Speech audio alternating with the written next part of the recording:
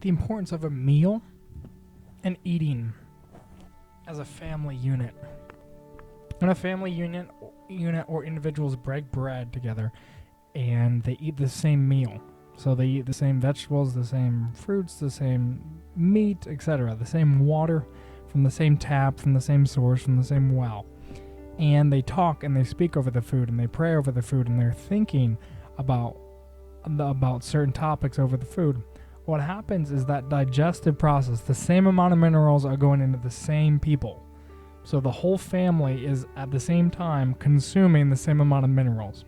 Now, based on their digestive rates from father to mother to children, there would be a different rate of digestion. Yet the same is true that the minerals are being absorbed by the body. The same amount of minerals, the same amount of fats, the same amount of vitamins, assuming that there's the same portion of food on the plate. Now, to be more specific, the same amount of food can be eaten in the same amount of time with the same amount of bites. Now, it doesn't have to be communistic. It's just getting down to the reality of manifestation in terms of speaking over a meal. For the food is mainly water. For vegetables are made of water. Fruits are made of majority of water. Beef has water in it. I mean, anything you can essentially stick in a microwave and heats up that we eat has plenty of water in it.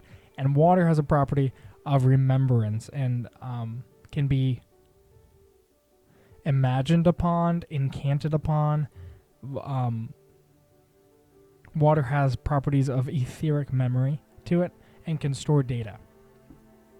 So the reality is, when families gather together, when people gather together and they have the same mindset when it comes to prayer, when it comes to the topic at hand, let's say they're working on a business and they're working on a prototype, when they eat and talk about the prototype or talk about the business or talk about the productivity that they're going to have in the day, the water within the food literally absorbs that data, absorbs those frequencies, and absorbs the intent of those frequencies. Now, on a scientific level, the water itself will absorb the frequency. It'll absorb infrared radiation coming from the body.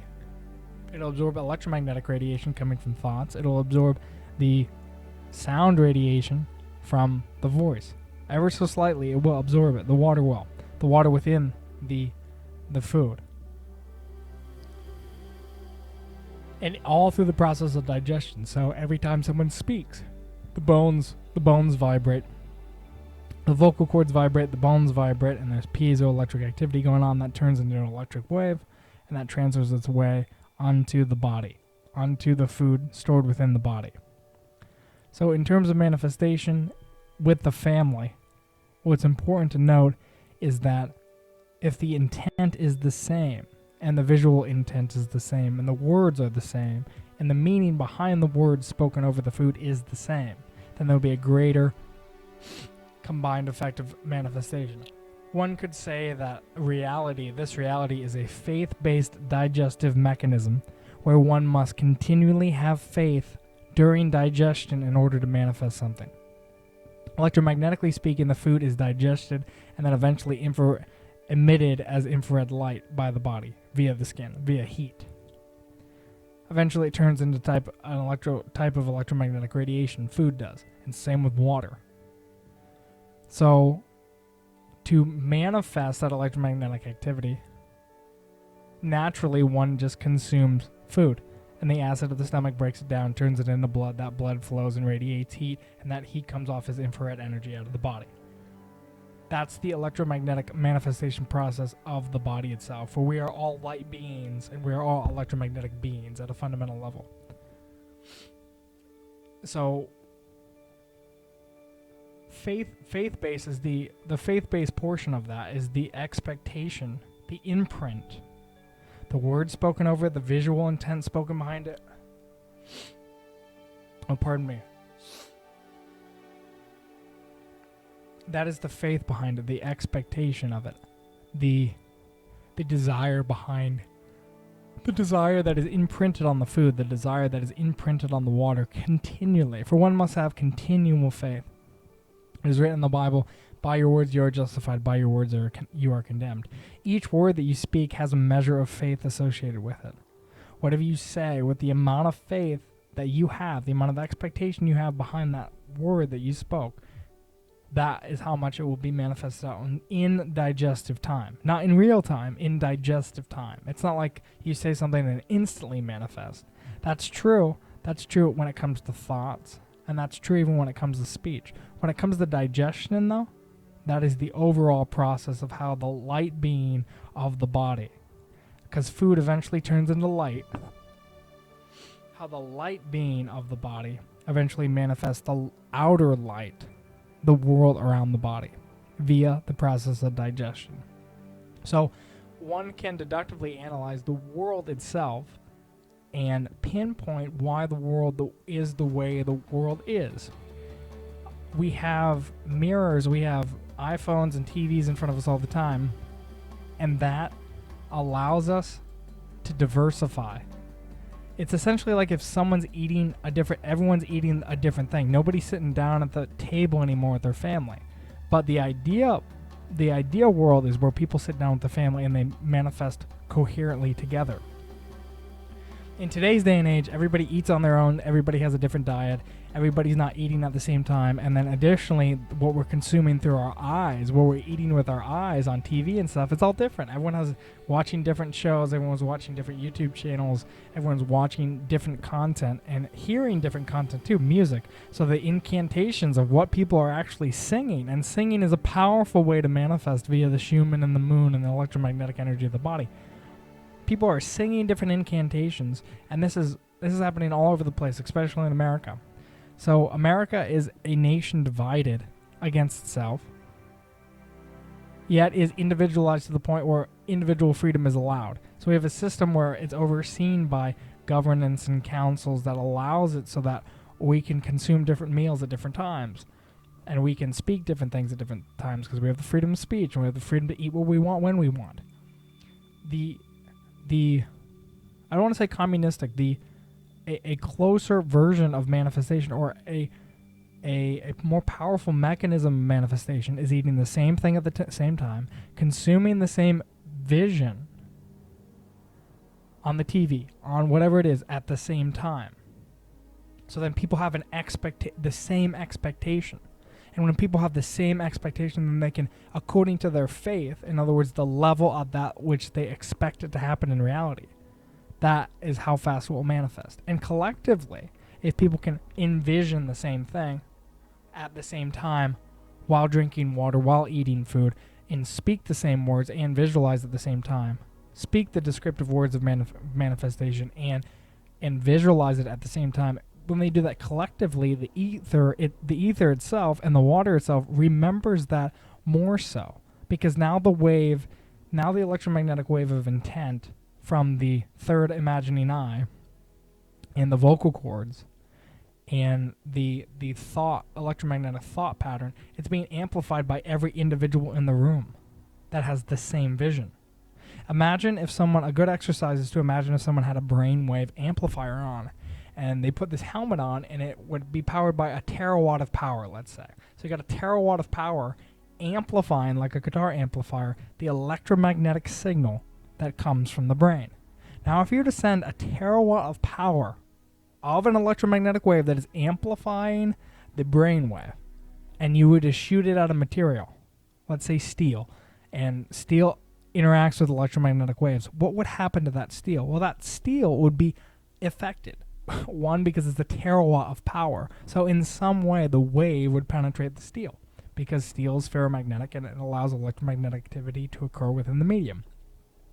So taking that thought to really amplify thought physically and to figure out how that actually affects matter. Water is naturally diamagnetic. If you were to take that same brainwave, that same electromagnetic brainwave, because we know via ECGs and EEGs that brainwaves and heart activity are electromagnetic in nature. If you were to take that wave and amplify it to terawatts of power, now we're talking terawatts, plural, of power, and you were to send that wave through water, through steel, through the earth, through whatever medium that you can imagine, it would have an effect on the medium. in some way, shape, or form. If you had a solenoid, it would have a certain effect. If you had a hexagonal copper lattice over it, and then you sent the brainwave through the medium, it would have a different effect based on the geometry and how many turns are on the magnetic coil, etc. If you were to convert it directly into an electric wave, or if you were to send that wave into plasma from your brain, what would happen to the plasma? Would there be standing waves created within the plasma based on the alpha brainwave or the beta brainwave state, or the delta or the theta? Just imagining the brainwave, that electromagnetic wave imposed on matter. Now take the helmet off. What's left? A mini, teeny, tiny version of the exact same thing. If you have faith to believe that a brainwave amplifier could actually manipulate matter, bend steel or send a magnetic wave through steel or attract steel in some way, or just manipulate matter, if you can believe that an electromagnetic wave can manipulate matter, for that's true science. We know that magnets accelerate towards each other. That's electromagnetic phenomenon. We know that electron beams can bend under the weight of magnets. That's electromagnetic phenomenon. We know that electromagnetic waves, like in MRI machines, we know that pulsating radio waves perpendicular to a magnetic field is going to cause hydrogen atoms to precess at the Lamour frequency, and they'll be able to flip according to specific ranges of radio frequency pulsation. That's all electromagnetic activity. The electromagnetic activity on a hard drive, just etc. The point is that what does the brainwave do? If someone has faith to believe that the brainwave amplified can affect matter, then they can take the helmet, the analogy of the helmet off, and then they can fully comprehend and completely comprehend the reality that their thoughts penetrate matter in the same way that that brainwave does, just on a smaller scale. In the same manner, the heart that has a radius, the radius of the heart's field is about 6 to 8 feet in diameter. So the reality of that isochronic pulsation from the heart, let's say around 77 beats per minute, or 60 beats per minute resting on average. And it's per the individual. Now, some heart rates are higher than others and stuff like that. The point is that your heart also sends out a signal into the world and penetrates the world around you. Imagine taking your heart and putting that to an amplifier, and then amplifying the tone of the heart. Okay, this is where like love machines come into play and emotional machines come into play. It mimics the electromagnetic activity of the heart. When a person is experiencing love and they secrete oxytocin and stuff like that, the magnetic field actually adheres to not only the rhythm of the heart, but the magnetic field actually adheres to love, a pattern of love. What is this pattern of love? This electromagnetic pattern of love, or of good feeling, of good vibe, is an electromagnetic wave that is more pure. Now, a wave that is distorted, if someone has anger in their heart temporarily, what happens is that magnetic wave is physically distorted. The radius of the field is physically distorted. It's distorted like heavy metal music in a sense, or it's distorted like distortion on an electric guitar amp. So, reverse engineering love or reverse engineering feeling is amplifying the heart and the brain tones electromagnetically and sending that out into the ether. For we know that love, like if you hold somebody's hand, you're closer to the love frequency. When you hold someone's hand, your hearts are entrained like two metronomes sitting on a table. Eventually they line up because the hands are connected. When you hold somebody's hand, the brain waves entrain and the heart entrain. When the heart entrains, the brain wave entrains. When both of those systems entrain, the breathing rate can entrain. So in other words, your breaths per minute, your cycles per minute of your breathing entrains. That means the paramagnetic oxygen flowing through your lungs, flowing into your diamagnetic blood, is occurring at the same rate. And if one has the similar lung volume and similar volume of the body, similar BMI, similar bone structure, and stuff like that, the same electromagnetic flow of the paramagnetic oxygen in the diamagnetic blood is occurring at the same time. So the flow of paramagnetic fluids and the flow of diamagnetic energies, including iron, within the blood is actually creating this field that is coherent. And it is based on the geometry of man, the structure of his body. That's what this field is based off, this coherent soul field, so to speak. And this amplifies energies such as love and good positive feelings. It can also amplify feelings of negativity and such. But the positives is to be focused on in this application. So getting back to the world, why is the world so separated? Why is the world seemingly this or seemingly that? It's because collectively we diversify what we digest through our eyes and what we digest in our bellies. If someone injects themselves with testosterone, someone eats a bunch of liver, a bunch of meat, bunch of eggs, bunch high zinc, high amounts of copper, a lot of fruits and vegetables, versus someone who eats a processed food diet, those two mindsets are going to be different simply because of the way the chemicals actually process, how they aid the lungs. Once they aid the lungs, it determines the breathing rate over time. You notice somebody who's obese versus somebody who's in shape, who has the perfect diet versus somebody who doesn't?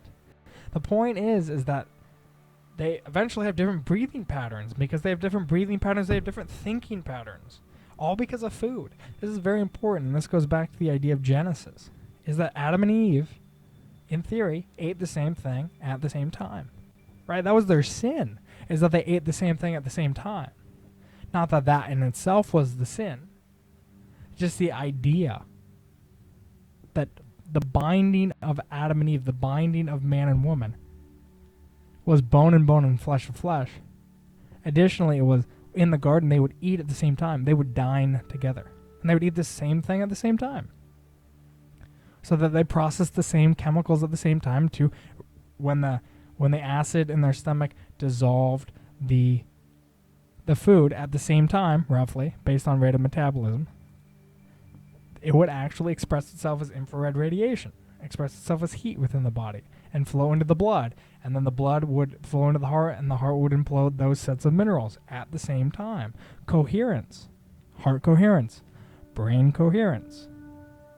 If they would speak or sing the same songs at the same time, that's bone coherence. That means that when they sing the vowels at specific frequencies or ratio frequencies, then according to the structure of their bones that are piezoelectric, when they sing, their bones are vibrated at the same time and emit radiation that is similar at the same time.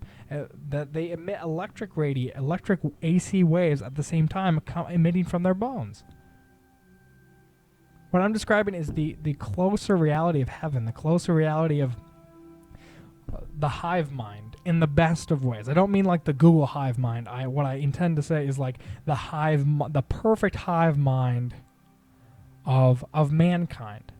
And this is why in Genesis it talks about how when they formed the Tower of Babel and the tower reached into the heavens or reached into the firmament itself, then the Lord looked down and confounded the language, because nothing was kept from their nothing would be kept from their imagination.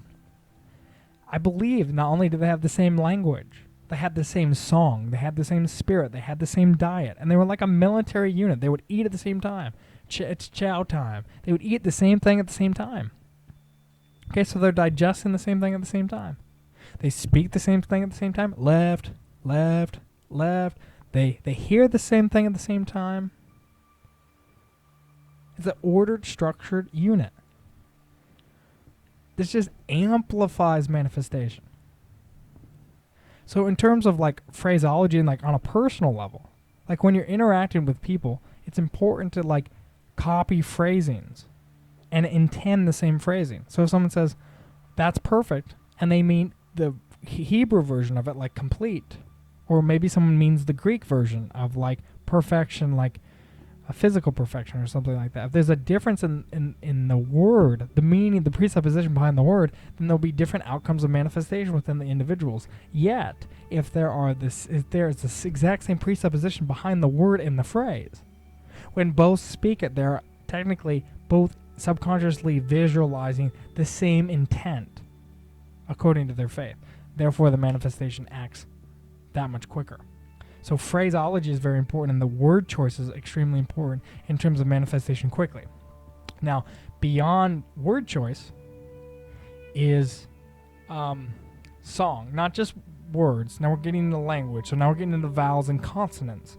Well, if you can look at like Hebrew language and like Paleo-Hebrew, and that's the deepest I know currently, is Paleo-Hebrew. So pictorial imagery, or hieroglyphics, so to speak, even in the Egyptian language. But then above that is song. So song is the fundamental language. And in Hebrew, it's believed that it was more or less song initially. And that the initial languages were song. Okay. So song vibrates the vocal cords, obviously. Vibrates the bones more so. Elongates vowels. Increases nitric oxide by 15-fold, as humming does already within the nasal cavity. So song is extremely healthy. And I believe that song is the original language is in song. Is sung. So that's beyond phraseology. That's beyond word choice. Is vowel choice. And consonant choice. Every time the tongue hits the roof of the mouth, it actually grounds the circuit. When I say L or N or another consonant that would allow my tongue to move around and touch portions of my palate, portions of my roof, my glossal area, just around the teeth, whatever it touches, it actually grounds the AC wave into the bones and down into the ground if one is grounded. So vowel choice is extremely important, and consonant choice is extremely important in language. Germanically speaking, like in English, it's very choppy, so to speak. Yet in Hebrew or Aramaic, or getting to other languages that are more tonal in nature or elongate vowels, more so than Germanic modern English that's based off of Latin, then the more elongation of vowels is, the longer the harmonics are going to be able to, and the overtones are going to be able to be sustained in the vocal cords, and thus the harmonics will actually enter into the bones more so, because the vowel is just elongated for a longer period of time. So it's actually more healthy for the body. Now, beyond vowels and consonants is the importance of the Schumann. So what is the actual frequency of the voice? What is the natural, on average, frequency of the voice? Now, someone can easily detect this by putting an EQ over their voice, depending on how deep they talk or how high they talk. They will show you, on average, via a spectrograph or something like that, exactly what the average frequency of the voice is. Now, it's my opinion that maximum manifestation is when the voice tone is in coherence or in the same overtone frequencies of the Schumann. So the Schumann based on Earth is about 7.83 hertz. If you take that several octaves up and then you get to around 200 to 400 hertz, that's like the voice range, so to speak. Maybe 200 to 500 hertz. The voice range of adults. Maybe 100, let's say 100 to 500 hertz. So whatever 7.83 or the Schumann is, times 2, several octaves up in the 200 to 500 hertz range. If someone matches their voice, the relaxed state of voice, so my voice now is semi-monotone and it's relatively around the same frequency. If one takes their voice and matches it to be the voice of the Schumann or the frequency of the Schumann, then every time they ground the circuit by moving their tongue around their mouth while they sing a consonant or speak a consonant or sing a vowel or speak a vowel, then they are actually manifesting more so in real time. What do I mean by manifesting? I mean physically. I mean that when you speak, you vibrate your vocal cords, you vibrate your bones when you do that. When you bring your tongue to your roof of your mouth, you actually send the AC wave that travels along the surface of the body via the skin effect. You send that into the earth. The earth has a Schumann frequency. That Schumann frequency acts as the carrier wave for the wave that you're sending into the Schumann. That wave stretches all the way across the earth, no matter how small. Again, you have to have faith to believe this, because I could put on a brainwave amplifier, and I could put on a heart amplifier, and I could put on a big microphone, and I could sing into the mic, and the mic would transmit all my vowel data and all my consonant data into electromagnetic waves. And I could send those waves via rods into the earth, and I could have it at several millions of terawatts of power. Just coming from one man. Oh, whoa, the power. And he sends all those waves of the consonants of the vowels of the vocal cords of the same frequencies relative to the Schumann, and they go into the earth. And since the earth is connected to the firmament, in my opinion, and earth is connected to the waters were initially separated in Genesis, so it would go out along the surface of the water. Imagine this electromagnetic wave is so powerful. It's millions of terawatts. It expands across the entire earth, this electromagnetic wave. Then it goes up on the Iron Dome, up over the sky. The AC wave goes up, then it goes into the satellite of the moon, then it goes into the satellite of the sun. This is manifestation. Now take the helmet off. Take the heart amplifier off. Now take the microphone away. What you have is a very small wave. But that wave is doing the exact same thing in the ether. Remember, the ether is extreme properties of low viscosity. So if I move just a little bit in the ether, or I perturb or vibrate the ether just a little bit, it will vibrate a lot, or it will rotate a lot, or it will be perturbed a lot, simply because of its low viscosity. This is manifestation, perturbing the ether, creating like a potter would mold clay, molding the ether with your visual intent, which is electromagnetic, because that comes from the occipital lobe in the pineal gland. That's an electromagnetic data. An envisioning is electromagnetic data. So that, speaking into the ether, that shapes the ether. Just speaking in general shapes the ether already via AC isochronic impulse waves that arise from the vocal cords and the geometry of the vocal cords.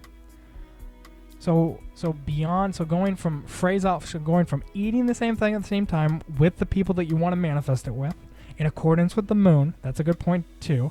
You have to determine what phase the moon is in, and if the moon and the sun, what angles they are to each other. On neap tides, they form right angles to each other, and that's for a different video. The point is that you have to consider the digestive process of the body collectively, the storing of the seed, the storing of the seed to digest the seed of man, because that's another thing man digests too, is his very own seed. That's for another topic. So starting with the food. Okay, so starting with the food, same thing at the same time, same incantation, same thought, same prayer spoken over the food. The meal is complete.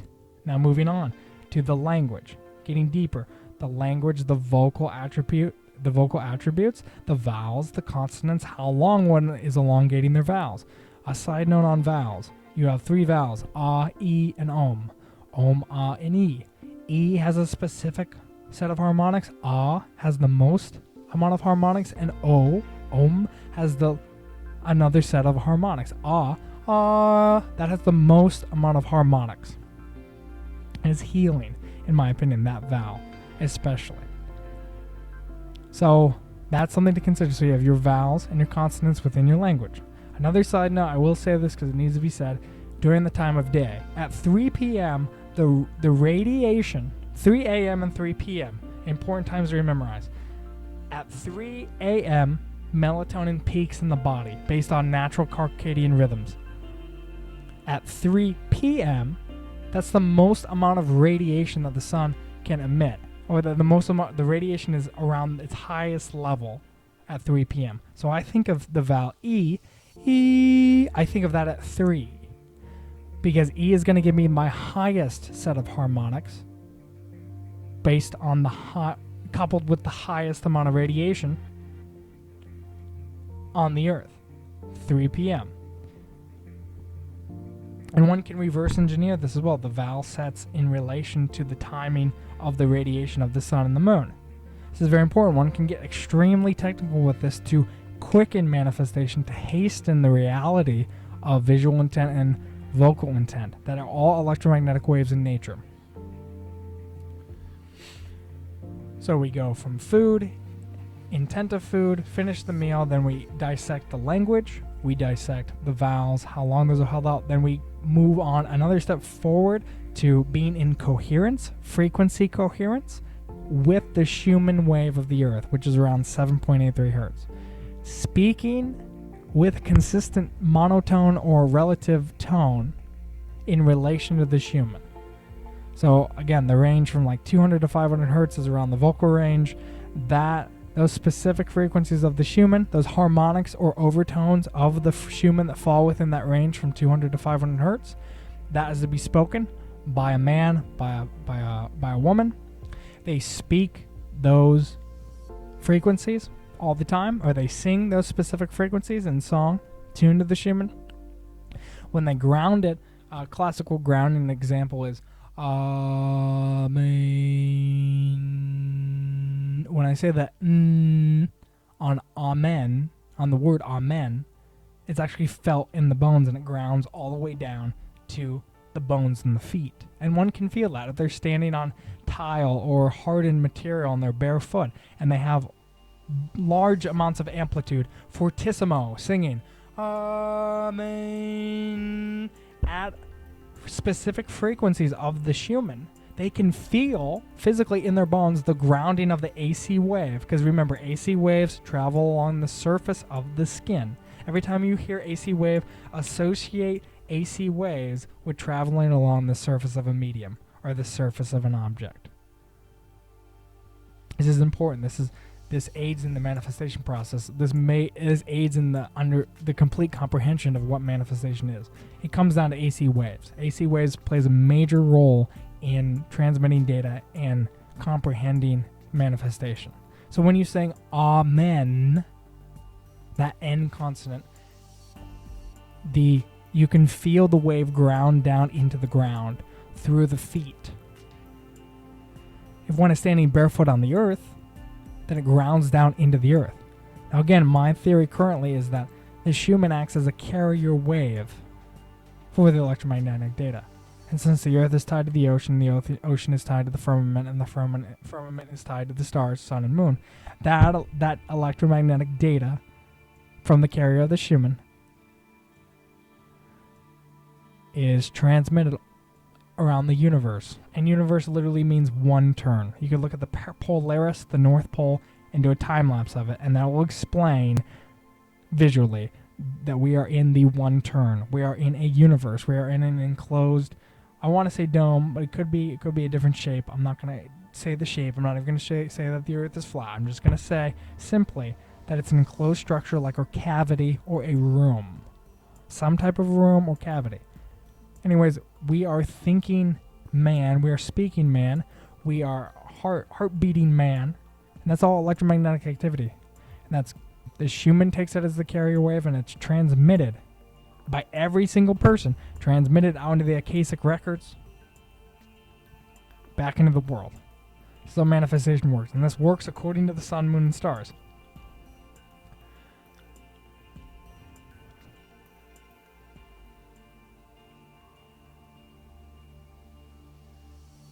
So to hasten manifestation even further, one has to expand their vocabulary. What do I mean by that? What am I intending to say by this? I'm intending to say that sometimes the presuppositions behind money need to be amended in order for someone to manifest money. In other words, if someone says, I want to make a lot of money, then you pull out $5,000 cash from your pocket and you say, is this a lot of money? And they might say, yeah, this is a lot of money. Well, a lot of money to a people who actually want a lot of money should be visualized and projected and perceived out into the world as like $1 billion or $1 million, let's say. A large amount of money. In reality, if someone actually looks at an amount of money, it could just be $5,000 or whatever, and they might say that's a lot of money. But the goal of manifestation, to hasten manifestation, is to change even the vocabulary. So you could say an exponential amount of money, or an exceeding amount of money, or an overwhelming amount of money entering into my life. So changing the vocabulary, changing the descriptor, so the subconscious mind expects more visually, because that's what's important. Because visual imagery is one of the highest modes of operation that the world works upon. Is the visual. A great source from the Bible, the cherubim, they're surrounded in eyes.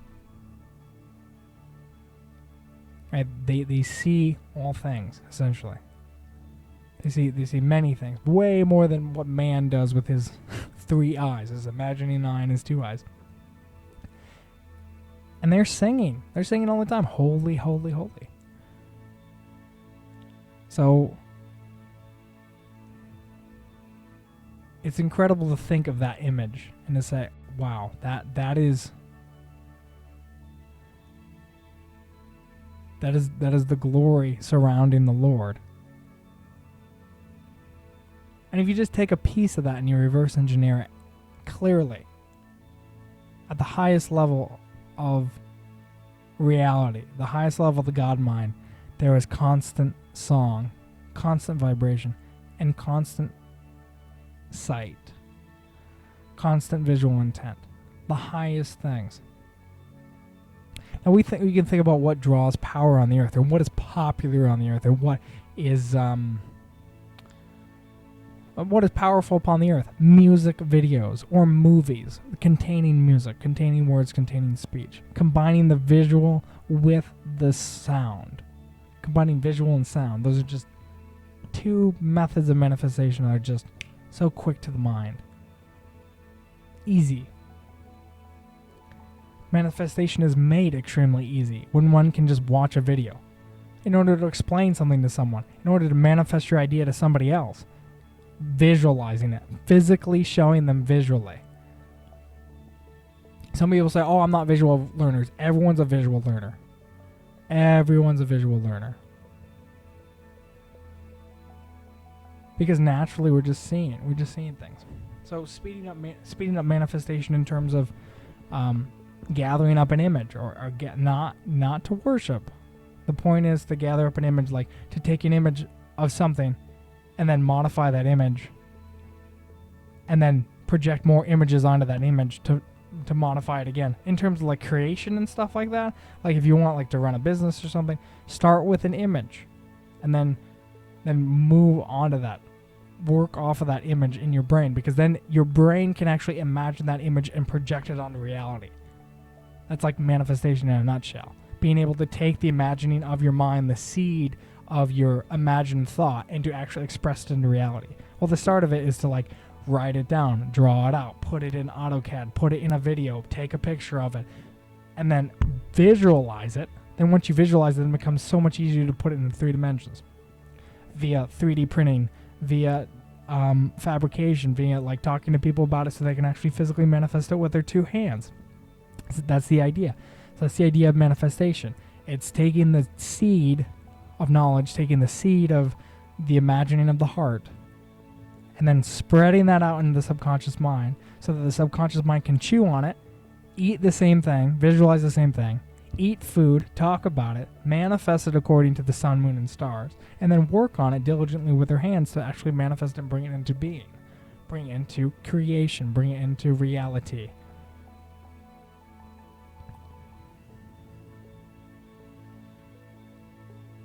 So yeah, that's on manifestation. Branching off of that in terms of like the subconscious mind. So the subconscious mind can be a hive, complete, perfect hive mind, and it can be completely divided at the same time, or in another mode of consciousness. It's like consciousness. It's like God subjectively pocketed himself in everyone, and everyone has the power of God, just in a mini way. In a mini form of manifestation. Collectively, when everyone's combined with the same diet, the same thoughts, the same words, the same song. It's interesting, in Revelation it talks about how they sing a new song, and this is a collective song that everyone sings. The Hebrews would collectively sing songs. Tribal Indians would collectively sing songs. With the same visual intent. With the same expected visual intent of the heart. That is the faith they sang the song with. That is the faith. Faith comes by hearing the word of God, hearing the word of Elohim.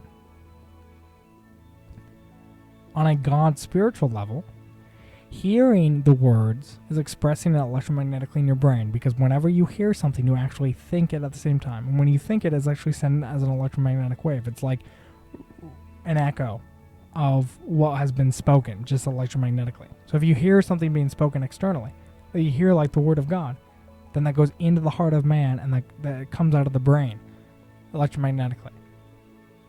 And then the faith is believing that, putting a visual intent behind it. Like when Abraham was promised, look all around you. Look at the stars. Can you number them? It's a very visual. The prophets, when they were told by the word of God to go do something, take this cloth, take this axe, throw it in the water, take your staff, throw it on the ground, do stuff like that. It's very, very visual. There's an intent behind. If there's a expectation of faith with the intent, it'll manifest accordingly, according to the faith of the man. This is how it is in the world. I will say this for a third time. The brainwave amplifier, the heart wave amplifier, amplifying the piezoelectric activity of the bones, according to the geometry. If you were to resonate every single bone in the body at high amplitude, and based on the position, let's say the man was standing in a power pose or something like that, or in a T pose, or maybe holding a power mudra or a prayer mudra or something like that. If you were to resonate every single bone, and it would emit that electric AC wave based on its piezoelectric properties, if you were to amplify that to terawatts of energy, amplifying the heart to terawatts of energy, amplifying the heart's electromagnetic signal to terawatts of energy, amplifying the brainwaves activity to terawatts of energy. That's going to affect matter in a miraculous way, in an incredible way. Now going deeper beyond just the brainwave, now manifesting, now enhancing the visual mode. Because remember, all imaginings of the heart, all imaginings of the mind, one can see it, they can picture it in their mind. That's electromagnetic activity. When that is reverse engineered and that visualization is amplified to terawatts of power, now you can manifest things instantly, just as you think them.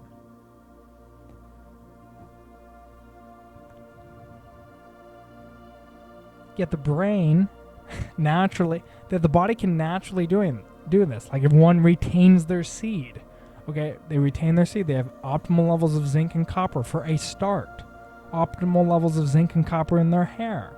The Christ took a Nazarite vow. He grew out his hair, had optimal levels of zinc and copper in his body. I mean, in addition to all the electrolytes, in addition to water, in addition to the complete comprehension of the universe, for everything is held together by the Christ, by the anointed.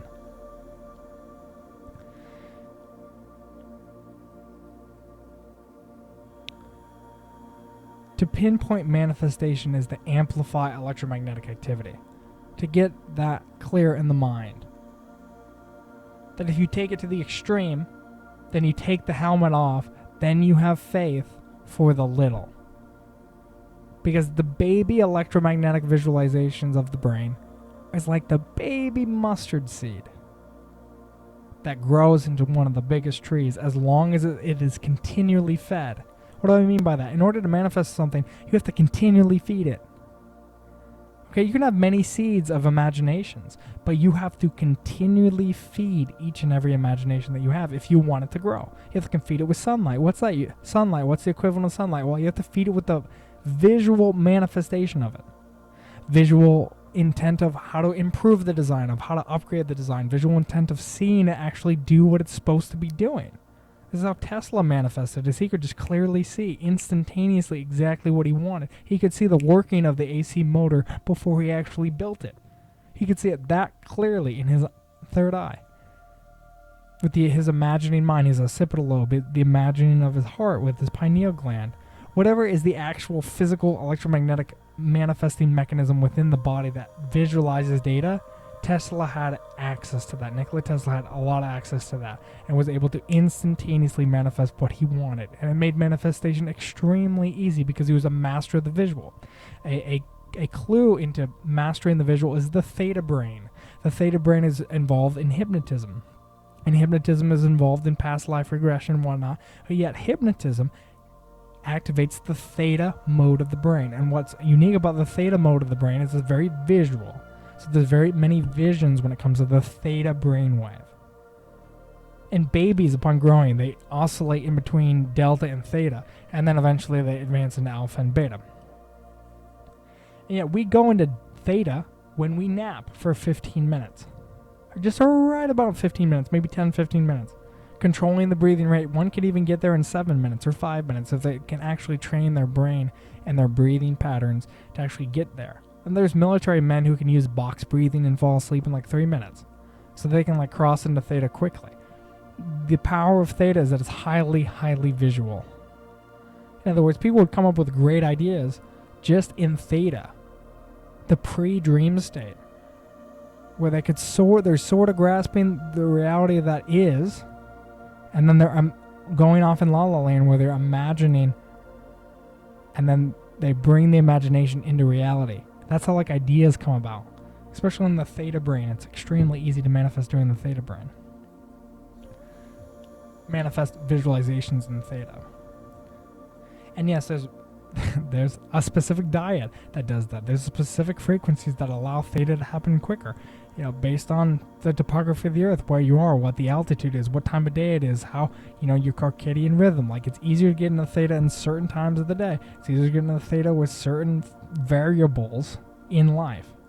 One can reverse engineer all that, master all of the variables, earth, wind, air, and fire, and collectively, completely comprehending the reality of the body. They can get into any brainwave state they want. They get into high beta, they can get into gamma, they can get into omega, they can get into alpha, they can get into theta, etc. They can get into delta even. It's absolutely amazing what the body can do, just based off of breath work, off of diet, off of fasting, off of just closing one's eyes. Because when you close your eyes for a while, your body starts to release melatonin. So there's a chemical process that occurs during a physical change within the body. This can all be reverse engineered. So getting to the deeper understanding of manifestation in terms of brainwave, theta is a good place to start. Now, obviously, people have dreams. Like, people have dreams about winning the Powerball. Mathematicians have had dreams about technology that they've created.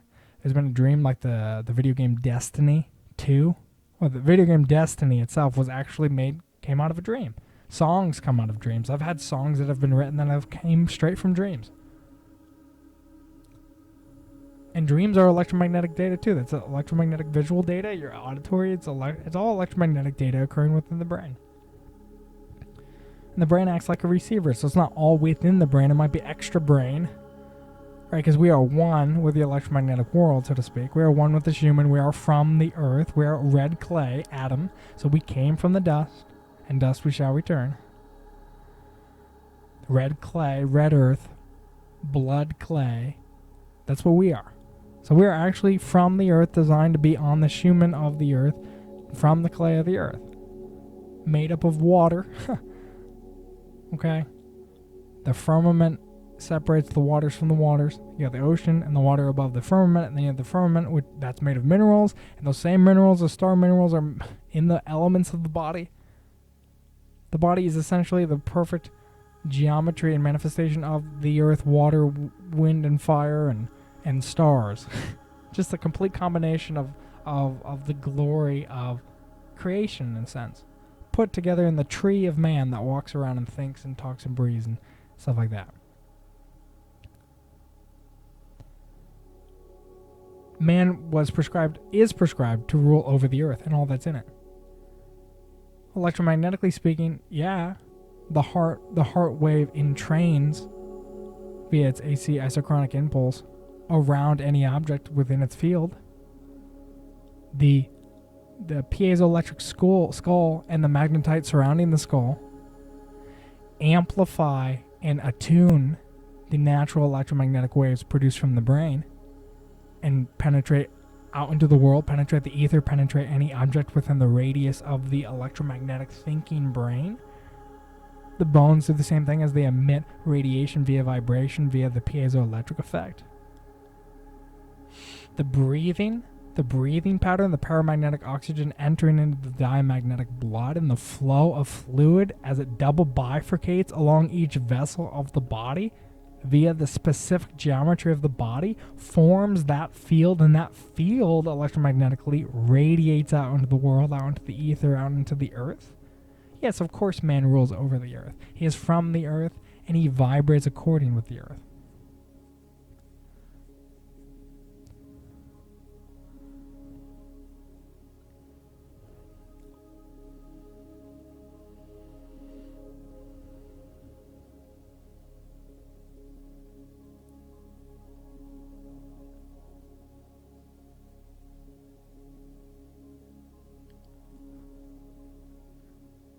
So, in terms of manifestation, technologically speaking, one can take that brainwave amplifier and hook it to a tree, hook it to a mountain. Let's just talk about the tree, for example. If one hooks it to a diamagnetic tree, let's say a diamagnetic tree, I call it diamagnetic tree because it's made of wood, and wood is naturally diamagnetic.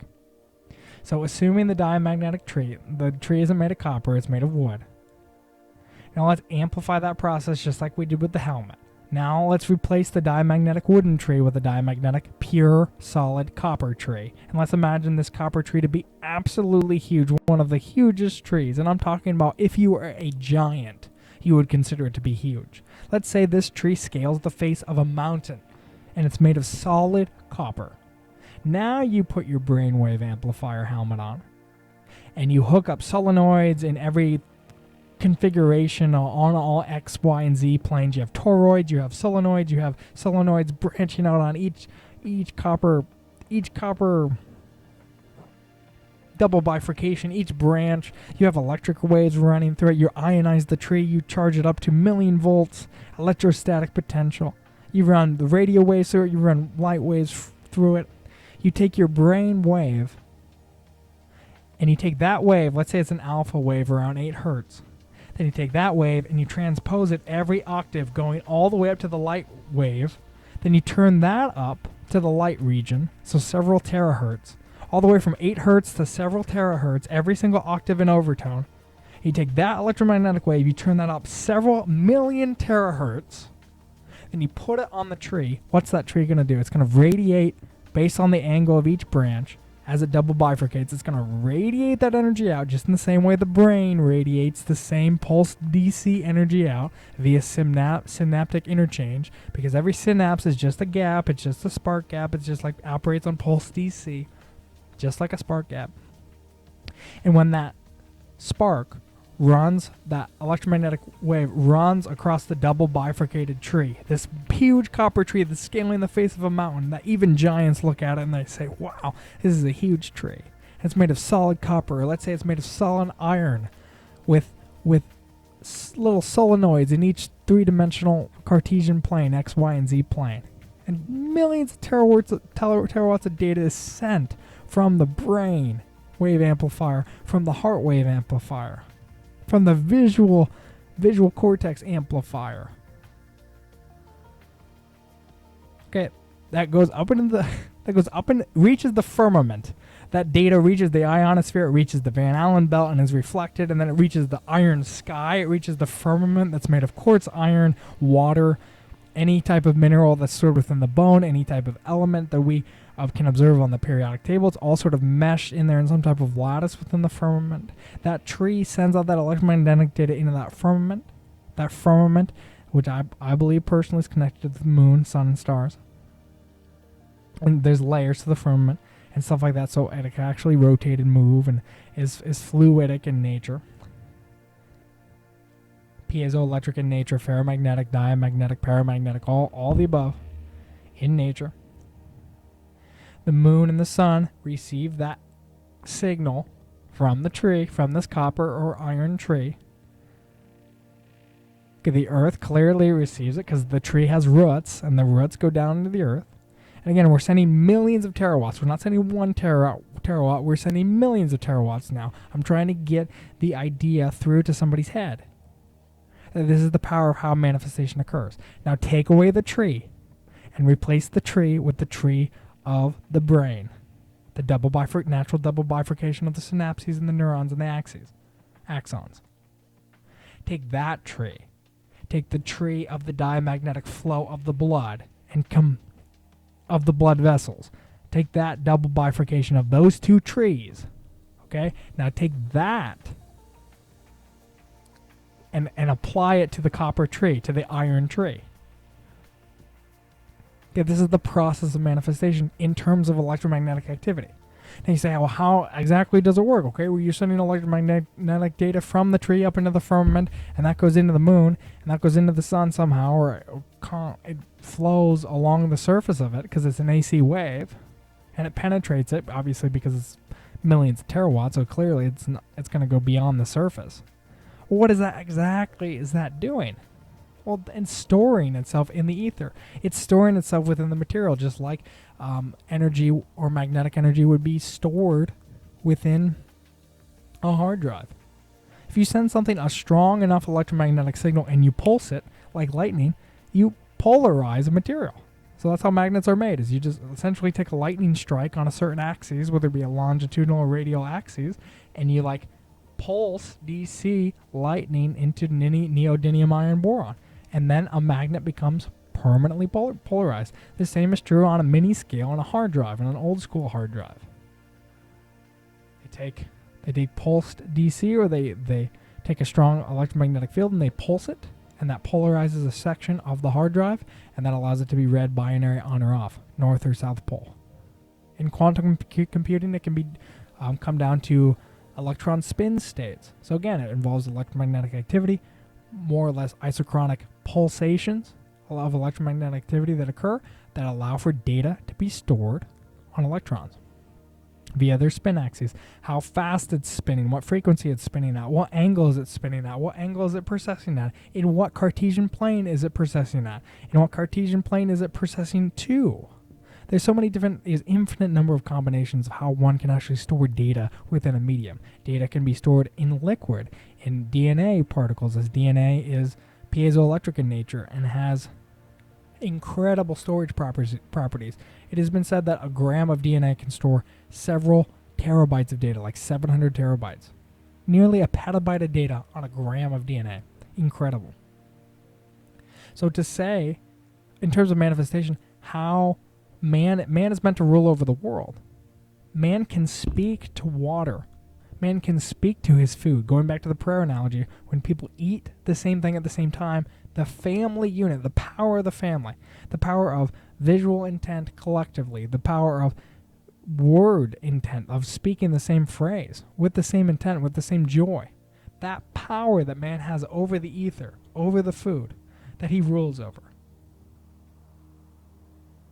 is the same power in the analogy that I'm describing about this tree and about the brainwave amplifier. Is that when the electromagnetic data or the data is sent into the medium of the clay iron in the earth, of the clay of the earth, of the iron core within the earth, of any material, even plastic, even any wood that is diamagnetic, naturally occurring. When the wave is put into the medium refracts the wave, reflects the wave, and stores the data of the wave within its latticed atomic medium.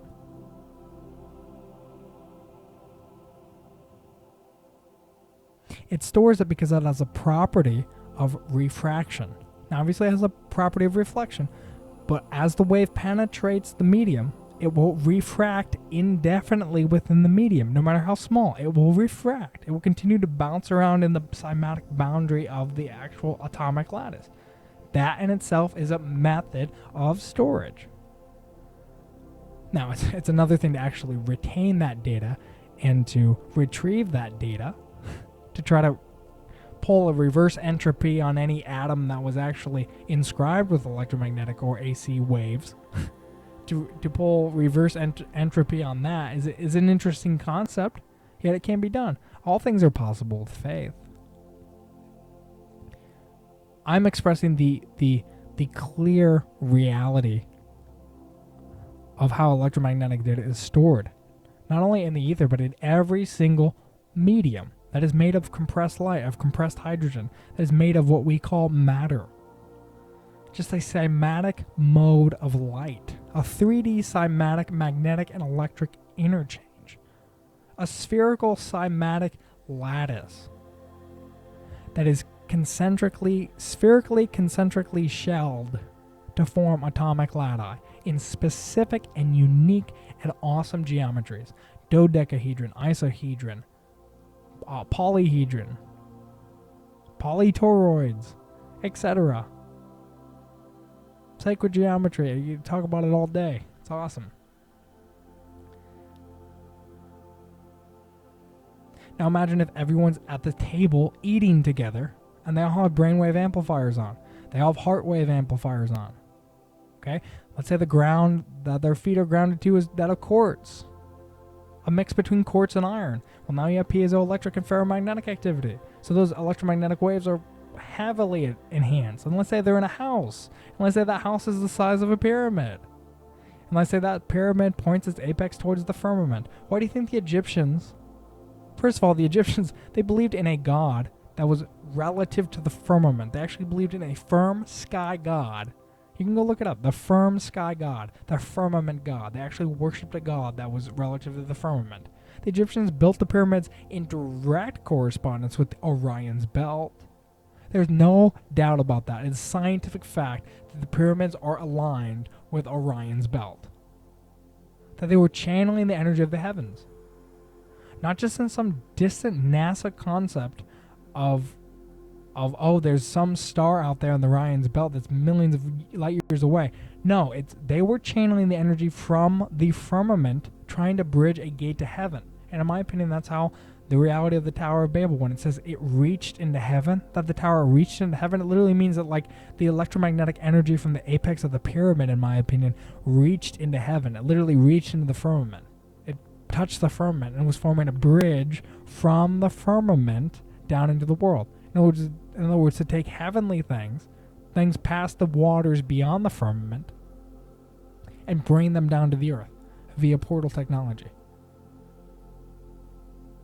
And in order to open up the portal, you needed many watts of power, and the electrostatics had to just be right, and it was a precise calculation.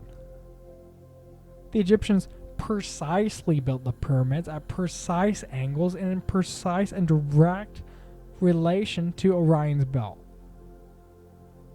Not only to manipulate weather via like DARPA's technology to penetrate the ether, to penetrate the ionosphere, to bring in rain, to have fertile land. That was one of Egypt's great things. Egypt would rotate water.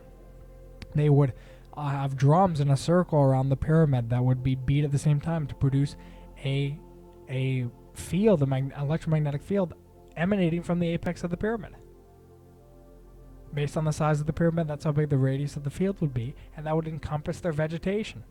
And based on the rate of beats of the drum, they could entrain their brain to alpha, beta, theta, delta, omega, and then they go within the chamber and they could sing within the granite chamber that has piezoelectric properties, create standing waves.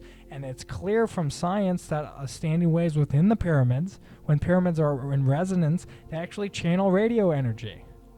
So they would be able to heal their bodies because they'd take sound and they channel radio energy through sound, and that would be grounded in the human of the earth as they were standing barefoot upon the earth, and that's how they would heal their bones and their body and their blood.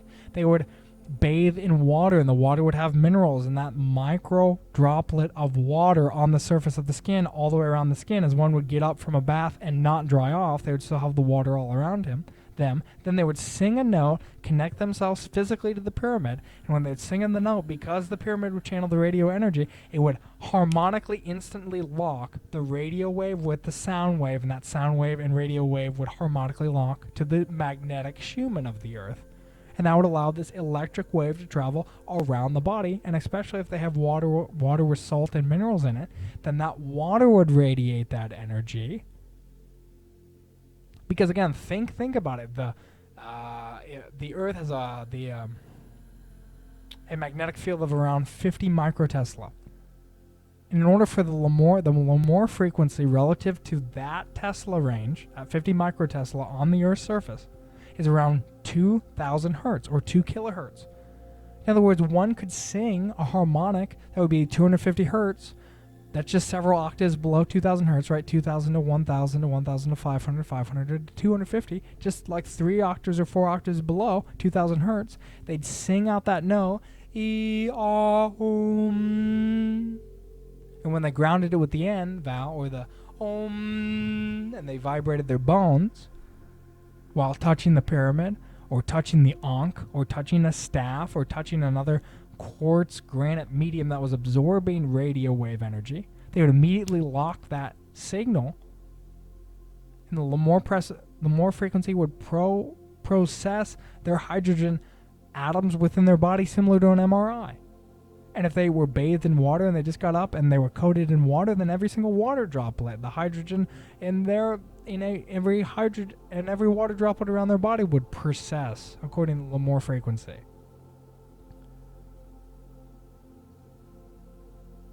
This is how they would heal their body. So the Egyptians knew how to heal. They knew how to entrain the brain to any state. In dreams, they would have people fall asleep, and then they would sing and chant over them. They'd be sitting on a quartz slab, let's say, laying down on a quartz slab, and they would sing and chant over them. And then when they went into REM sleep, they would be able to actually physically activate their third eye so they could have extended dream states and they could have revelations about the external world around them. Because, again, the skull is piezoelectric in nature. They're surrounded by a granite chamber, and granite has piezoelectric properties. They form standing waves by singing within the chamber, or by drums or musical instruments. And that, if they could get it right, they could actually form the standing waves within the brain itself, or around the cavity of the brain, to form standing waves on the piezoelectric skull of the brain. And then when they frequency modulate or siren, or they go from high to low or low to high, or a choir was singing, one part of the choir would sing one note, and then another note would be introduced. And when the other note was introduced, the 3D cymatic standing waves within the chamber would actually shift. And one can see this with Brustpup on just a cymatic plate that he has. When he changes the frequency and frequency modulates the plate, the salt pattern actually changes. Imagine that 3D when you have a chamber and you frequency modulate within the chamber to a different resonant mode, depending on how quickly you do it. That's how fast the standing 3D waves will actually move in 3D space. This moving of 3D cymatic lattice within the chamber of the pyramid surrounding the brain actually created gamma spikes in the brain, causing lucidity within the brain, causing a lucid dream to form within these with these Egyptians. Okay, so the master of lucid dreaming, the master of dreaming, master of healing, master of entraining the brain. Okay, and get this, the Egyptians probably more than less likely ate the same thing at the same time. Completely comprehended the power of manifestation, and was able to manipulate the earth accordingly. Completely comprehended the how to modify the weather. The double helix that emitted from the pyramid when they had drums beating at the same time. Drums in a circle. Those alabaster bowls out by Egypt, those are all drums. And they would put those in a circle around, or a semicircle, a circle or a semicircle around the pyramid, and then all beat them at the same time, or beat them in coherence or in a specific pattern so that it would form a field from the apex of the pyramid. That apex would form, from the apex of the pyramid, it would form a double helix, and that would penetrate the ionosphere, and that actually created a low pressure in the ionosphere, which would draw water, would draw cloud formations around it to actually bring rain upon the earth around the pyramid. So the pyramids have many, many applications. They could levitate stones. That was with funerary cones. They would either sing to vibrate the bones in their hands to resonate the cones. When the cones being made of granite and having piezoelectric properties, the cones would vibrate. As they vibrate, just like the pyramids, when scientists know this to be a fact, when the pyramids vibrate, when piezoelectric material vibrates, and it has a pyramid-like structure, 3D pyramid structure or conical structure, it will channel in radio wave energy. So they'd hold two cones, and from the apex of each cone, they'd intersect the two cones, and just like you could look up the phrase optical tweezers, there would be a force imposed upon the object, a physical force imposed upon the object from the radio frequencies emitted from the quartz cones. And this is how they would actually control the levitating stone, which direction it would go in the world. And to levitate the stone, they would be in a semicircle facing the stone with many drums and instruments, and they would isochronically pulsate the quartz drums. Remember, the alabaster bowls, they were made of quartz, they were made of granite, they were made of piezoelectric material. Or they had iron timpanis or iron drums, so they'd send an electromagnetic wave.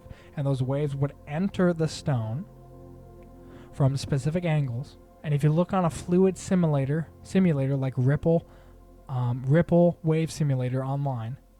You can put drums in a semicircle and you can fire them at an ellipse medium, turn the brightness all the way up, turn the simulation speed up, and one can see that over time those waves from the semicircle, beat at the same time, actually cause two counter rotations to form within the ellipse medium.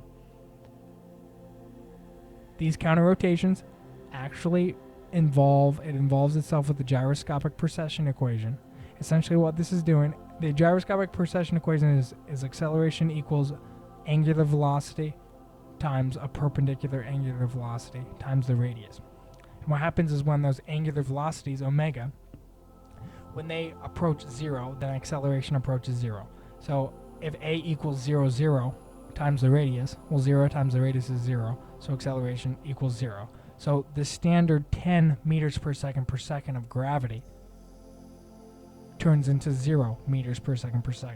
That is the new gravity within the medium of the volume of the now buoyant anti-gravitic object. That is the levitating stone. So they were able to levitate stones even with the knowledge of sound and piezoelectricity. They were able to vibrate tuning forks, not just the ankh, not just healing staffs that would channel radio wave energy. They'd also build staffs, so you could say, like Loki's staff from Avengers. When he would touch the heart, it would actually entrain the heart so the character would become evil. That's more or less a real thing. Expand your mind, open your mind to the reality of things such as this. The reality of the tuning fork, they would actually ring a tuning fork and they would be able to cut perfect circles inside quartz, inside piezoelectric materials. They form perfect cylinders, perfectly cut out, just by these tuning forks. Because they would vibrate according to electromagnetic activity, would heat the stone and cut it. Cut it perfectly. Slice through it. This is a complete comprehension of the electromagnetic waves emitted from the piezoelectric material after they were vibrated. For any piezoelectric material back then would take the vibration, striking the tuning fork on a rock or on the ground, take that vibration and turn it into an electric AC wave or an electromagnetic AC wave. They take these waves, take these tuning forks and do that.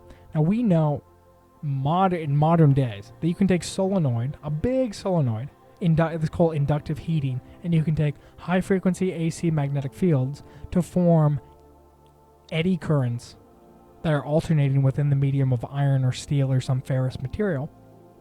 And that will allow Joule heating to take place within the material, to actually melt the material if needed, based on the strength of the AC magnetic field that's alternating the alternating eddy within the medium. Now this is similar to the tuning fork technology, the cutting technology, the cutting of stone, is that there's some form of alternating magnetic field that induces itself into the rock that is being cut, and that allows for Joule heating to take place and for a perfect cut to take place within the piezoelectric granite medium of the objects that were cut. One can also notice that around the pyramid there are circles within squares. They look like altars. It's like a flat circle on a square. When they would vibrate, that would form specific cymatic modes, cymatic lati, cymatic lattices, and it's very similar to Bruspups plate. Bruspup has a video you look up on YouTube, Bruspup resonance or Bruspup cymatic plate, and one can see several patterns of standing waves. The same thing would occur on the quartz. The same thing would occur on these quartz or altars. And they could either stand on the altar to receive healing wave energy, they could levitate stones, it's believed, from these altars. They could manifest, it would act as brainwave amplification, heart wave amplification, healing properties. So this is the Egyptians completely comprehended the reality and the nature and the mystery of the universe in terms of manifestation, in terms of electromagnetic activity, in terms of how to master piezoelectric material to cut stones, to levitate stones, to heal the body completely, to structure water. They're masters of structuring water. They had systems, they had water systems that allowed water to run on an uphill grade, essentially. They had water systems And they did this just like the trout. Victor Schoberger and his discovery of the trout, how could the trout travel upstream so easily? It's because they would enter into a little vortex and they'd follow the low pressure that was formed by the centrifugal force of the helix inside the vortex of the riverbed, or of the natural flow of the eddies of the water. In the same way, the latrines and the water basins of the Egyptians and stuff like that, they'd make it so the water would come in and rotate radially and axially, and that's how they would structure their water. And back then they had water that was like full of minerals, hard water, full of iron, bacterial iron, calcium, magnesium, manganese, etc. Yeah, it's just incredible what they all knew and what we know now, what we comprehend today. And it's interesting because we live in a unique time in that we know all of this stuff of what the Egyptians have done. And we live in a world where we could like 3D print a fly, or 3D print like a something incredibly small. Like, we have the power of precision on our hands. It's just so interesting to combine those two worlds. We have the power of computers in our hands, whereas the Egyptians necessarily didn't have as much computers, I'd say. Although to calculate, they used the computer of their mind, essentially. In my opinion, a better computer. A better computron. A better DNA mobile. So yeah, so this is some data about manifestation, about the enhancement of manifestation, about trying to completely comprehend the reality of manifestation in terms of electromagnetic waves. The power of eating the same thing at the same time, the power of prayer.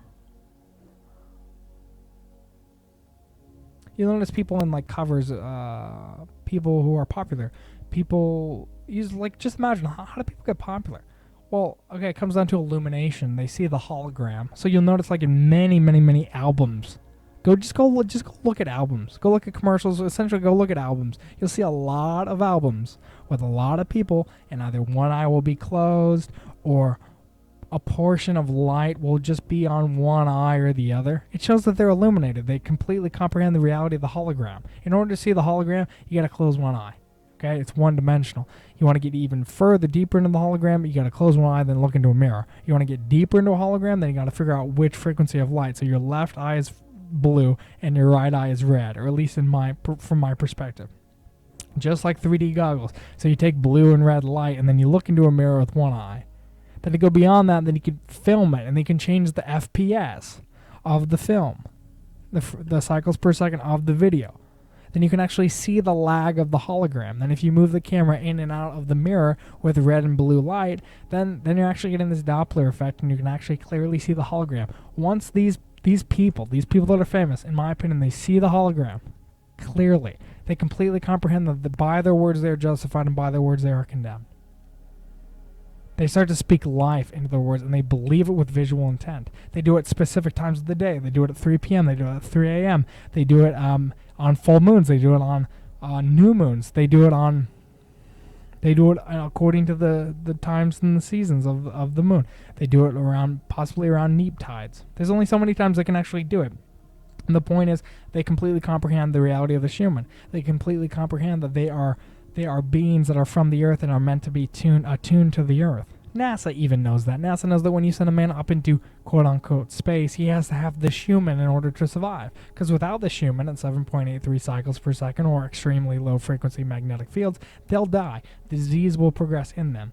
But let me get back to the point that these people who are illuminated, who completely comprehend the reality of the hologram, completely comprehend the reality of the illumination that is in part of their eye, they speak these words and they pray, getting back to that prayer. You notice people on album covers, they're praying, or when you picture them, sometimes they do this, or they do this, or they're looking down, and this is like an image of them praying or something like that. People are blinded by the truth. Their third eye is blind. They can't see it, but I'm here to speak truth and light into that, is they are actually praying for these things. They're connecting the hard body of the diamagnetic flesh. Flesh is diamagnetic. They're connecting the electromagnetic, diamagnetic circuit of the body When the hands connect, it connects the hard body of the brain. When the hard body of the brain is connected, whatever they ask for in visual intent of faith, it comes true according to the moon, according to their level of faith. So they ask for money, then their visual intent of money comes true according to the moon. They ask for family, they ask for friends, they ask for lovers, they ask for sex, they ask for whatever you could absolutely imagine. As long as you're imagining with the pure intent of heart, with joy, for God loves a cheerful giver. You're imagining according to the law of no harm. You're imagining to the law of karma. You're imagining to the 12 laws of the universe. You're imagining in coherence of your talents, of what is naturally expressed unto you into the world. You want to put your city on a hill, so to speak, when it comes to prayer. And you do it in private. You shut the door, you close your eyes, you do it in private.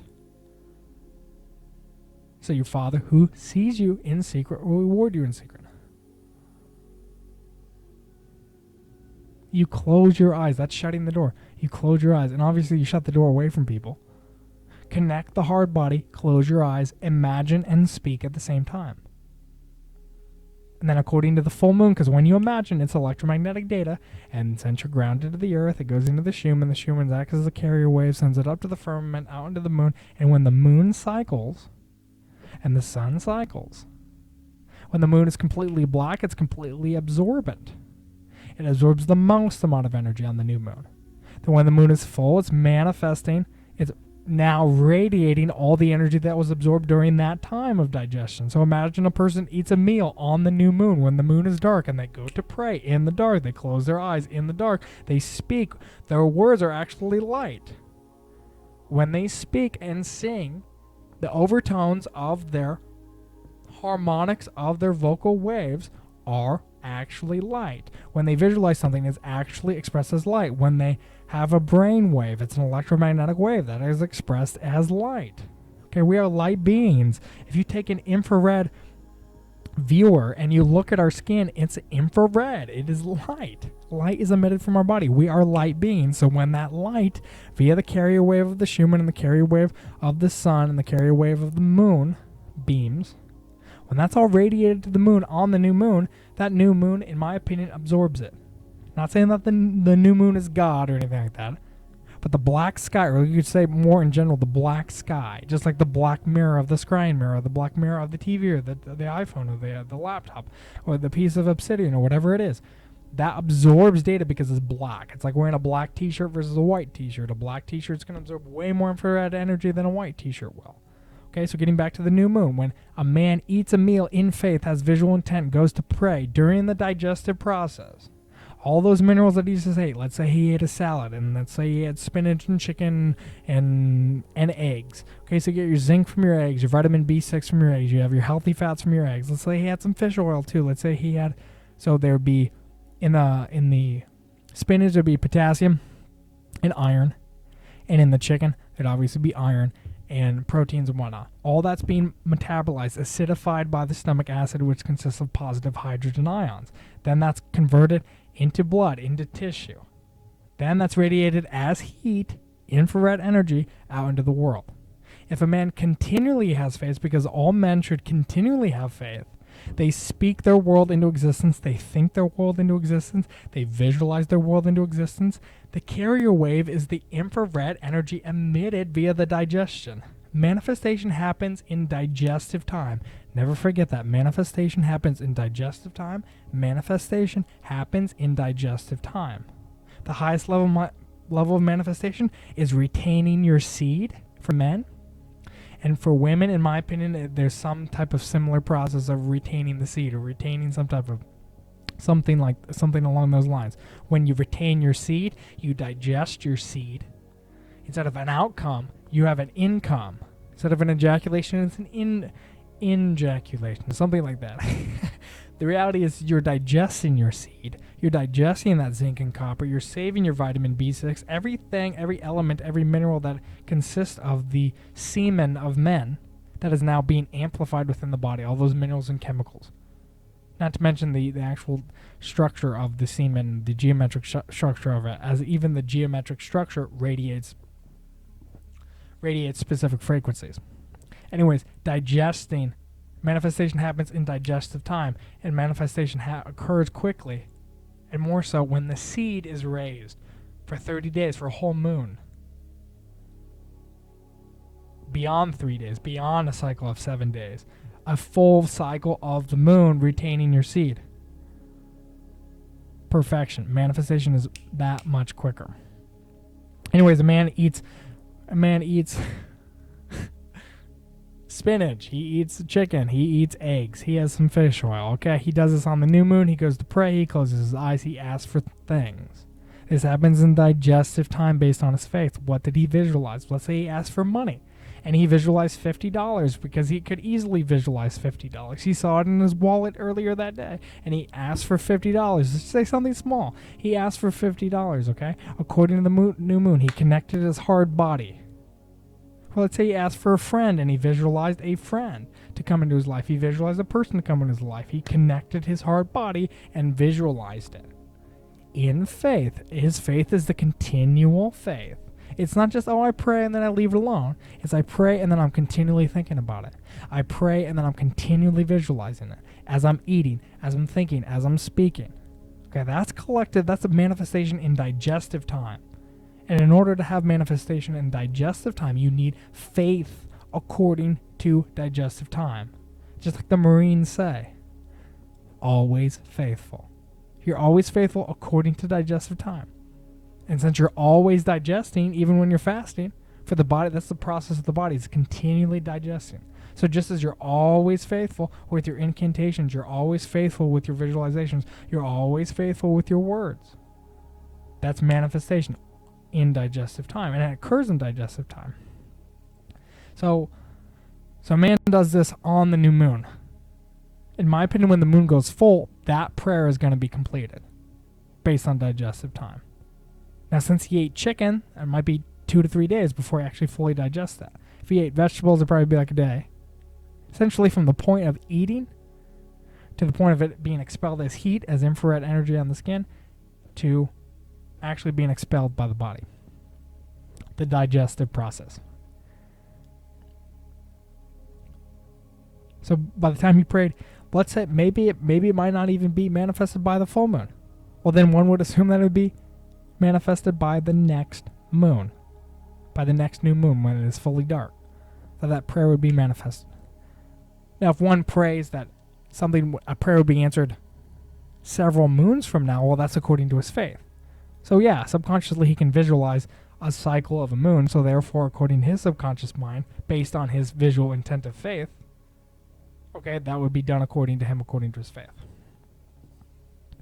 But if you ask, say, this moon, I desire that money come to me in large, copious amounts, and then you have to visualize exactly what that is. You have to pinpoint that exact visualization. Then you have to be a Marine, and you have to say, I'm always faithful about this visualization in digestive time.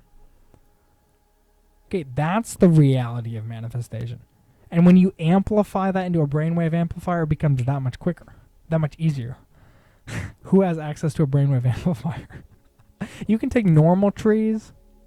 It's my opinion that you can take normal wooden diamagnetic trees, hook up a brainwave EEG or an amplifier or some type of technology, hook that up to a tree, and it will actually manifest. Your manifesting ability will be greater. Simply because the tree is a vessel of manifestation. The tree sends out that data to the firmament a lot quicker than a lot larger scale than the tree of the double bifurcation of your brain, or the tree of your blood vessels.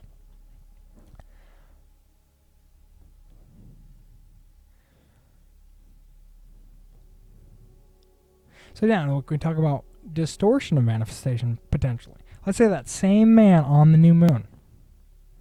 Okay, let's say he wasn't faithful. Let's say he prayed once, but then he didn't continue to expect it in faith. He didn't continually visualize it. He didn't speak about it. He forgot about it. Well, that mustard seed that was supposed to grow into one of the greatest trees died because he didn't give it sunlight. He didn't give it constant visual intent. He didn't give it water. Okay, he didn't give it the food and nourishment that it needed.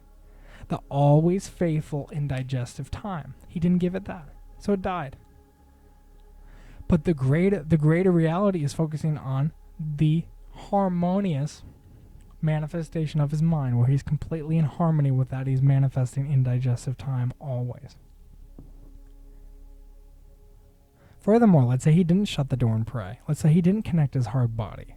Now, all according to faith. It's not that you just do these physical things. Oh, I'm connecting the hard body. Or, oh, I'm closing my eyes, therefore. Oh, I'm visualizing. Oh, therefore it's going to happen for me. It's according to your faith. A man could be locked up, in a cage or something. But the point is, like, a man could be like, not be able to do any of those things that I'm just describing to you. But according to his faith, if he thinks it, with the belief, if he sees and he believes, that's manifestation as well, according to your faith. How great is your faith? For someone can have the faith that can move a mountain, and all you have to do is say to that mountain, move, and it will move. What, do you need to connect the hard body? Do you need to actually visualize it? Well, clearly you'll be visualizing it as you're saying it. The point is to move a physical mountain, because you'd be looking at the mountain when you say it, and you'd be visualizing with great intent to have it move.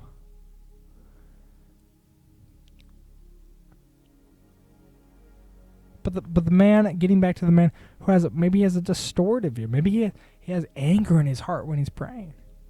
Well, if it's anger in his heart when he's praying, well, that the electromagnetic field of the heart is going to be distorted, because anger distorts the electromagnetic field of the heart. And if you apply that to the diamagnetic flesh of the body, then the body is going to radiate a distorted magnetic field. And if you apply that to the hard body of the brain, well, then the prayer is going to be potentially answered in an angered way, according to the law of karma. Okay, if you have joyful intent while you're praying, then the joy is going to manifest itself in reality, because what's done in the dark is exposed in the light.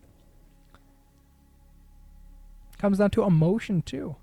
It comes down to the intent behind your words, the emotional intent behind your words.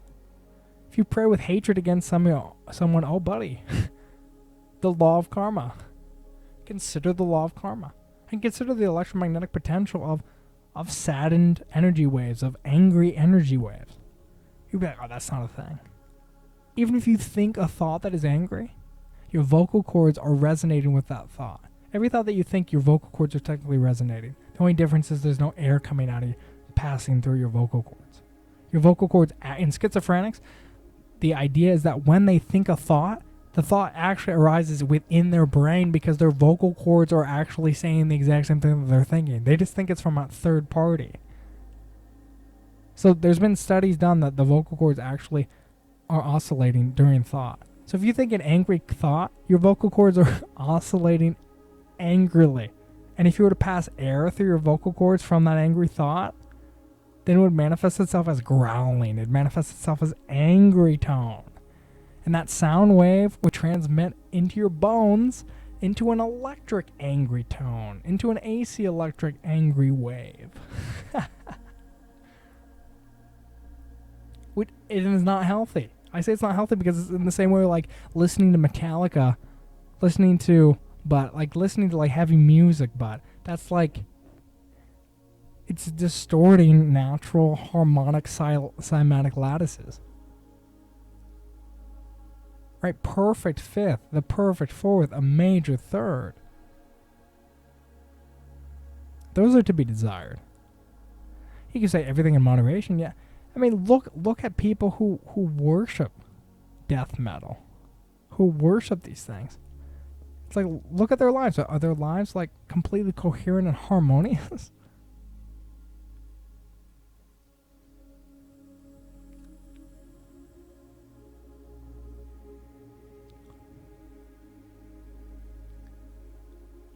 How are distorted waves aren't good? How are distorted waves extremely beneficial? Now that obviously it's a mode of consciousness to have a distorted wave.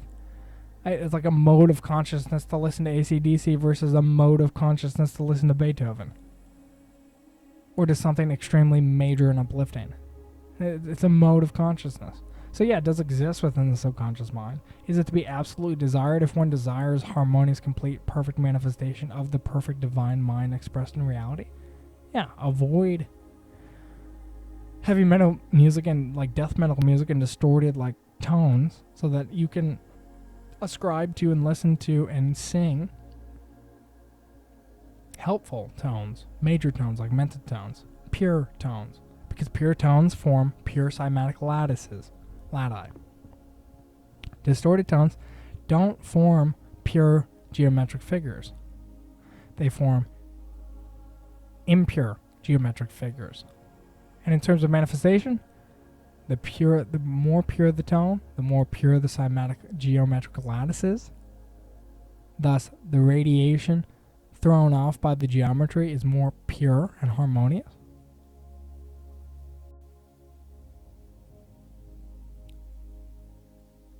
And thus it is a good thing.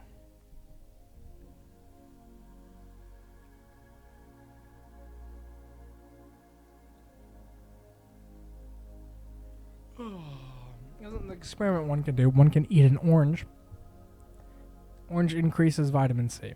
Vitamin C is big in terms of manifestation, in terms of increasing testosterone. Now this is catered towards men, what I just said. But the reality is, eating an orange is like mainly water. If one just eats only an orange for a meal, and they can't good things about it, and they think good things about that orange, manifestation always faithful in digestive time. Consider that during the complete digestion of the orange. And my prayer is that people could completely comprehend the reality of the hologram as it expresses itself and is manipulated in digestive time by the mechanism of faith, the faith of man, according to the faith of man.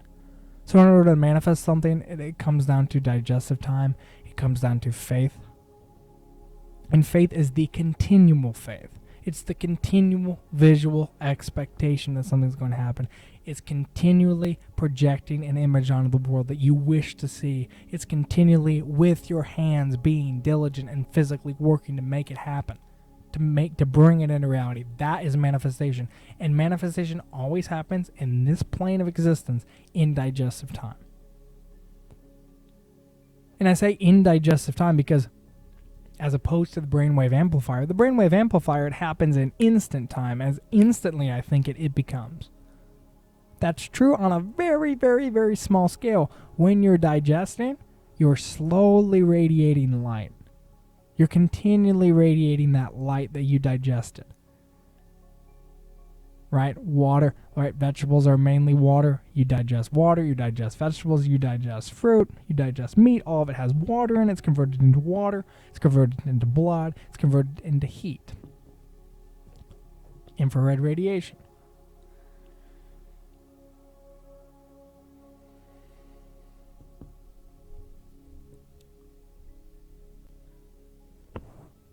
So that infrared radiation, whatever watts per meter that is, or watts per volume, or whatever it is, watts per cubic meter of that infrared radiation that's going out into the ether, going out into the firmament, going out into the ionosphere, the Van Allen, the oceans, the Schumann of the earth, the clay of the earth, the iron core of the earth, whatever that light wave is that penetrating or going out into. That is the rate of manifestation. The rate. The watts per meter over time. That is the rate of electromagnetic manifestation. Now, according to the brainwave amplifier, the rate of manifestation is much quicker because the watts per volume or watts per meter cubed or whatever it is so much greater. In other words, the ether bends and is more willing to materialize, manifest things instantly, according to the brainwave amplifier, as opposed to simply the natural indigestive time. It's interesting. I'll continue on. If I know there's an ear. There's always time for good conversation. There's an ear for what I say. I firmly believe there's at least one set of ears aside my own that are eager to hear what I'm to say, because I'm eager to hear it as it flows through me.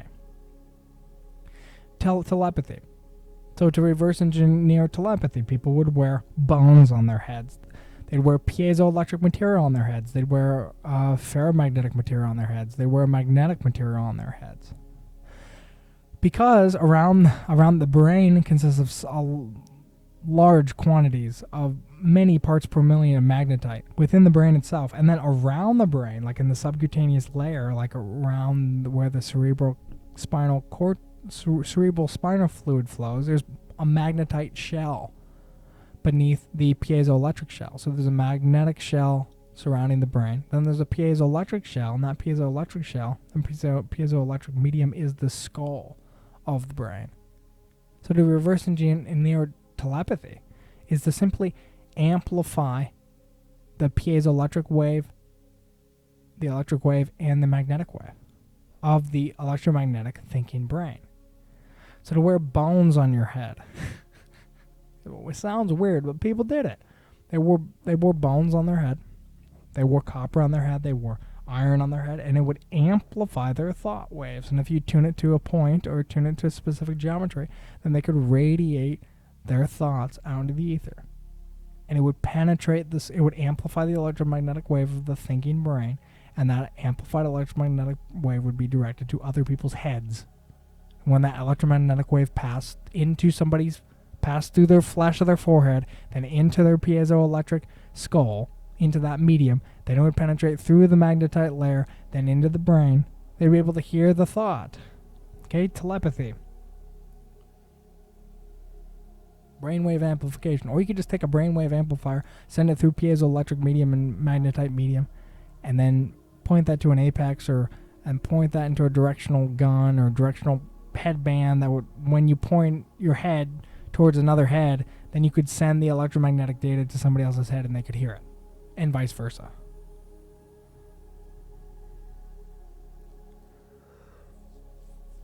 Telepathy. Ooh, telepathy. Let's get even closer to telepathy. So you talk about distance. So you take a Helmholtz coil. The distance between Helmholtz coils is going to decrease as the distance increases between each coil. The transfer energy decreases. So the closer the two coils are, the easier it is to transmit. Just like radio signals, like if the radio receiver and the transmitter are physically closer to each other, you're going to have a stronger connection. Just like Wi-Fi on your phone or on your computer. The closer you are to the router, the stronger the connection. So telepathy between two individuals.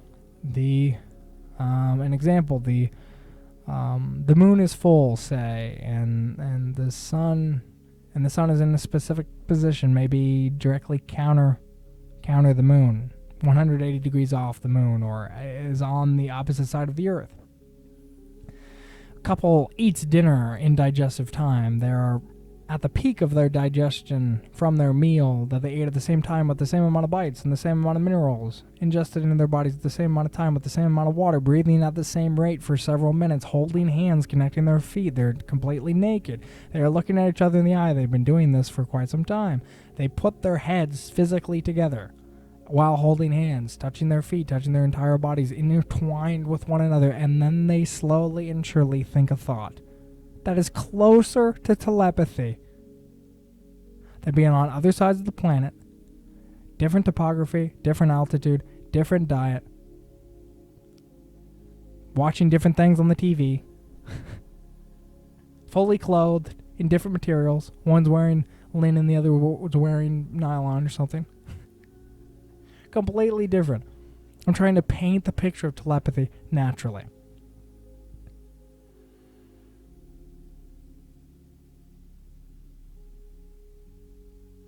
Maybe they're both bathing in water, naked, touching one another. And that water has plenty of iron. It's hard water. It's very minerally iron. And they're holding hands, so their hearts are entrained. And they're breathing. They entrain their breath work. Closer to telepathy. So way closer to telepathy.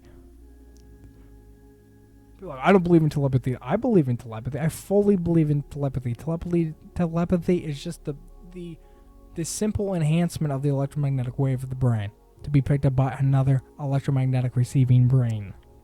That's all telepathy is.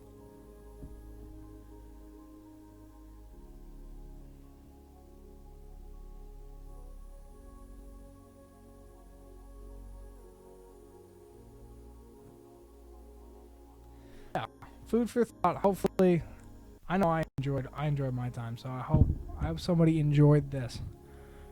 Capiche, capash, hasta mañana.